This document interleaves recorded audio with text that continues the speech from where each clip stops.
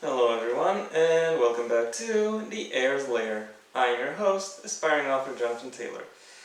Today, as the title already gives away, and I always do this shtick, I'm going to be discussing about how to create pantheons for your story.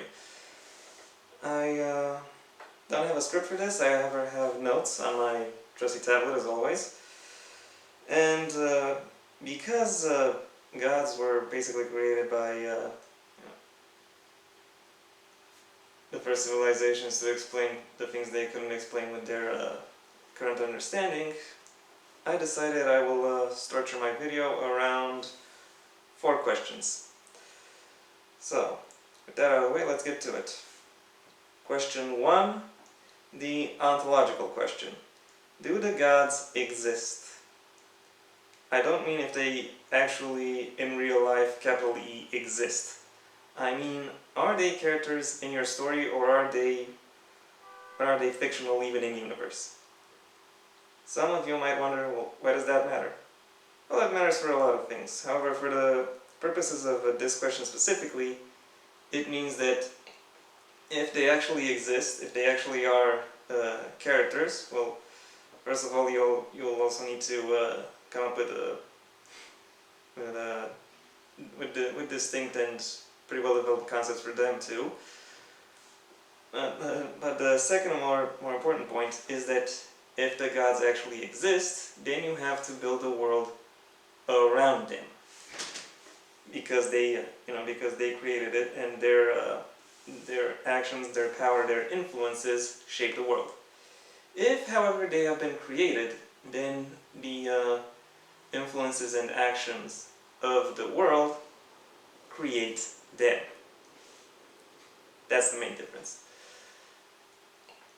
You can also play with this idea a bit. Maybe you want to create multiple pantheons and establish some of them as being real and some of them as not being real. Okay, well, why do these pantheons that aren't real exist? What are they based on? Why don't the followers of fake gods follow actual gods? Is their reach limited somehow? Do these followers of this different religion have some distinct reason not to follow the gods they know actually exist? That kind of thing. Also, a thing you can do is have some aspects of the pantheon be real, but some aspects not.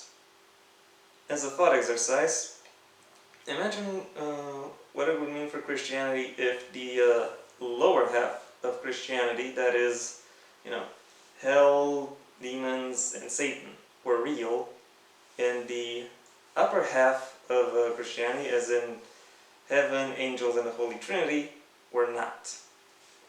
How does that change the way we view the universe? How does that change our capacity for self-deception, kind of thing?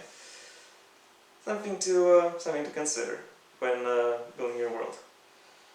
Question 2, the diversity question, as in, are there only gods in the Pantheon? I admit this might be the part where I'm confusing Pantheon for mythology. However, the thing is, the distinction between gods and non-gods in mythology is often pretty blurry. There are various examples of non-gods that ascend to godhood, for example, and if they ascend to godhood, do they still count as being part of the Pantheon before then? And if no, why? If yes, what does that say about the people or the group they are a part of? Are they also part of the Pantheon? If yes, why? If no, why not? Where does the Pantheon have its limits? Kind of thing. I'll go a bit to the classic example of Pantheon building, ancient Greece. There are capital G gods, 12 of them, all of them living on Mount Olympus. And then there are various other gods and also titans that live throughout the land, dispersed, doing various things. And and just existing. Some of them might be classed as gods, some of them might be worshipped, but I give it to you. Do they still count? I would say they do, and I would say creatures or beings who aren't gods still need to be considered when building the mythology or the religion for your world. Also consider that they might have different roles. I'll go back to Christianity and say that you have guardian angels, you have patron saints, and even outside of that, going back to ancient Greece, Hades isn't always counted as one of the 12 Olympian gods because he lives in the underworld. Similarly, Hela, she has her own realm in Norse mythology, but she still counts as a god, even though she doesn't live in the realm of the gods, which is Asgard. So, yeah, look a bit into that. Look a bit into that gray area. Look at where the limits of your pantheon are, and see how you can adapt into your needs. Question 3. The values question. What do your gods embody? This is where the answer to question 1 matters, because if the gods actually exist, then that means that the values they embody, the ideals they bring forth, the ideals they want to see in the world, become major influences, actually the dominant influences, within that world. If, however, they are created, then that means that the dominant influences of the world are retroactively explained as the values that these gods champion. That kind of thing. Also important to note, this is where non-belief comes into play. Because non-belief is in part saying that these gods don't exist. In part, it's also what these gods espouse doesn't matter. So I have no reason to believe in their teachings or in their sayings, in their stories. That is also something you need to consider. Something you need to you need to build up. The motivations for why certain values would be considered more important than others, and why certain characters, certain categories of people would reject these values. I hope I don't sound vague as fuck. And question 4, the final one, the connection question. How, if at all, are the figures in your pantheon connected? Most, if not all, the classical pantheons that most people get their inspiration from are pretty lazy in that regard. Namely, they make all of them one big messed up family. Interestingly enough, Eastern pantheons focus on the first generation of those families, but European pantheons focus more on second, third, or fourth generations.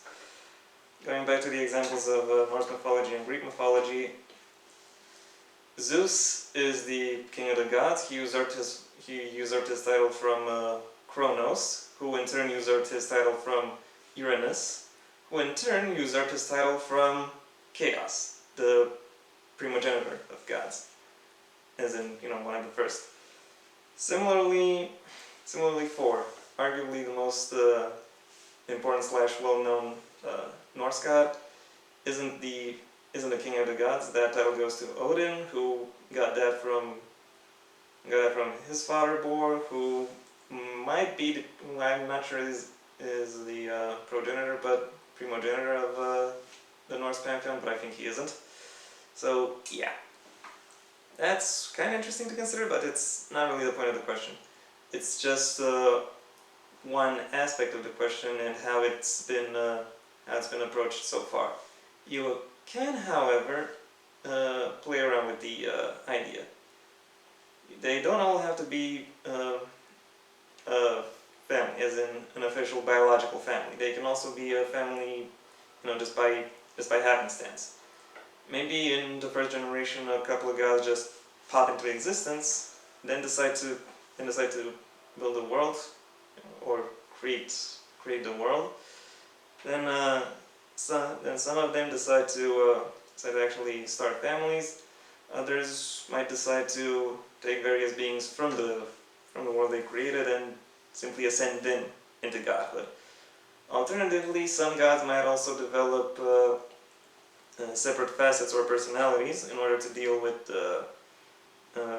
various things, and eventually that second facet of their personality of their being might take over completely, or it might, or they might just separate completely and have new sets of gods that way.